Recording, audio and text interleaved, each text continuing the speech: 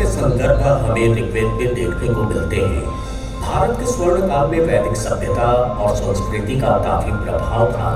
उस काल में कई खगोल शास्त्री हुए जिनके ज्ञान को ही बाद में आचार्यों और वैज्ञानिकों ने आगे बढ़ाया। 500 BC से 400 AD तक जैन एवं बौद्ध दर्शन के उदय ने गणित और ज्योतिष विज्ञान को धार्मिक कार्य से अलग हटकर देखना शुरू किया। भारत में विज्ञान, दर्शन, चिकित्सा, तर्क, व्याकरण और साहित्य का अतुलनीय विकास शास्त्रीय युग में ही हुआ। खगोल शास्त्र है, उस पर एक बहुत वैज्ञानिक अध्ययन करीब 5वीं-6वीं शताब्दी में यहाँ शुरू हो चुका था और आर्यभट्ट उसी परंपरा के एक सबसे बड़े आचार्य के रूप में आगे आते हैं। आर्यभट्ट को आर्यभट्ट प्रथम भी कहा जाता है। वे एक स्वतंत्र चिंतक, प्रखर ज्योतिष, वैज्ञानिक और मेधावी गणितज्ञ थे। बालक आर्यभट्ट ने युवा अवस्था में ही गणित, ज्योतिष और ब्रह्मांड के संबंध में अपने नए एवं मौलिक ज्ञान से हलचल मचा दी। अपने ग्रंथ में इन्होंने अपना जन्मकाल शक संवत 398 बताया है।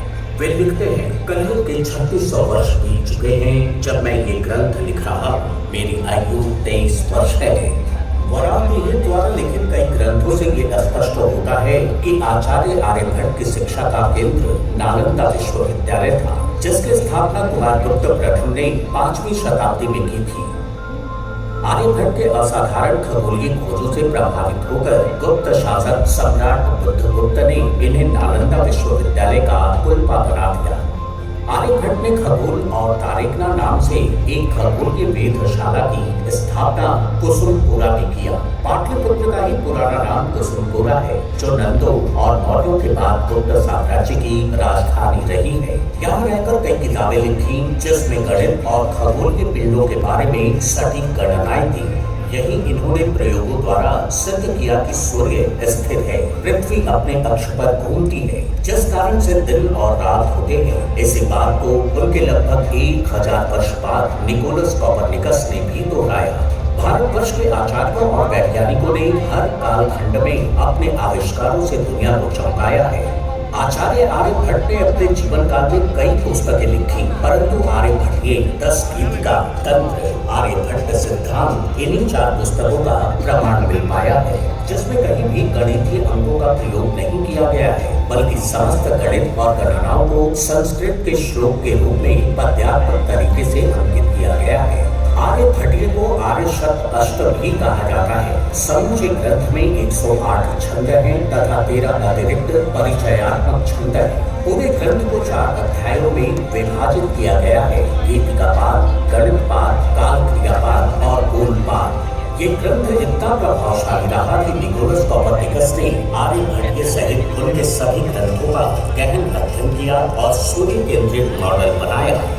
गणनाएं आर्यभट्ट की जो उनकी विख्यात पुस्तक आर्यभट्टीयम में आती है, वो पूरे आगे चल के पूरा एक आधार बनती है, जिसके बेसिस पर पश्चिम का विज्ञान और गणित शास्त्र डेवलप होता है।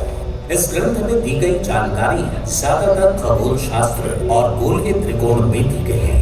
गणितपाद में त्रिकोणमिति और समीकरणों के अतिरिक्त वर्ग, वर्गमूल, घन, घनमूल, त्रैराशिक श्रेणियां, क्षेत्रफलों, घनफलों से संबंधित नियम संस्कृत के 33 श्लोकों के द्वारा प्रस्तुत किया गया है। उत्तर काल में दक्षिण भारत के गणितीय वैचारिक उद्गम और आर्यभट्ट में लिखी किताबों का अरबी भाषा में अनुवाद ने उनके भविष्यवादी विचारों को सहेजने में बड़ी भूमिका निभाई।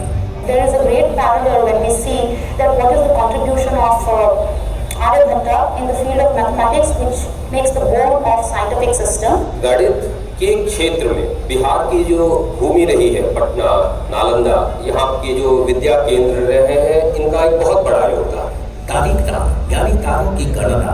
तारिकना एक ऐसी जगह है जहाँ से पूरे ब्रह्मांड के पिंडों की बेहतर स्थिति देखने को मिलती है। पूर्व में यहाँ 60 फुट की एक मीनार थी, जहाँ से वे अपने शिष्यों के साथ तारों और ग्रहों की चाल का अध्ययन किया करते थे। इसी कारण कालांतर में इस जगह का नाम तारिकना पड़ा। यही इन्होंने सर्वप्रथम पाई का मान निकाला। बड़ी, छोटी एवं चक्रीय खगोलीय वेधशाला का स्थान बड़ी खगोल, छोटी खगोल एवं चकदाहा के नाम से आज तक प्रसिद्ध है। प्राचीन भारत के सुप्रसिद्ध आर्य शक्ता अमात्य पुत्र राक्षस आचार्य चाणक्य की यही जन्मस्थली रही है। खगोल से तारिका तक आर्यभट्ट ने 30-30 किलोमीटर की दूरी का खगोलीय त्रिकोण बनाया, जो तारों और ग्रहों की सटीक गणना में और उनके ग्रंथों के लेखन में काफी मददगार रहा। जुलाई 2009 में नासा ने घोषणा की कि 21वीं सदी का सबसे बड़ा पूर्ण सूर्य ग्रहण तारिका से ही देखा जा सकेगा। इसके बाद तो नासा, इसरो सहित फ्रांस, जर्मनी, ब्रिटेन के सैकड़ों वैज्ञानिकों ने यहाँ पहुँचने की घोषणा कर दी। जब दुनिया गणित और खगोल विज्ञान के बारे में बहुत कम जानती थी, तब आर्यभट्ट ने 499 ईस्वी में सूर्य केंद्रीय सिद्धांत दिया।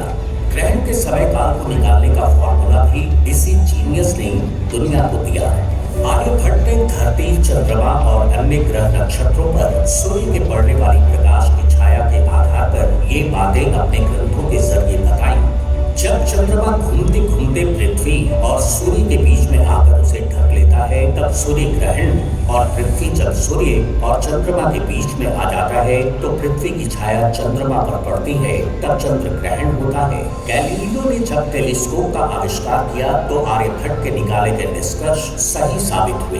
उस काल में आर्यभट्ट के खगोलीय निष्कर्ष धर्मशास्त्रों की बातों से मेल नहीं खाते थे। जहाँ माना जाता था कि राहु नामक राक्षस सूर्य को निगल लेता है, तो सूर्य ग्रहण, और जब केतु चंद्रमा को निगल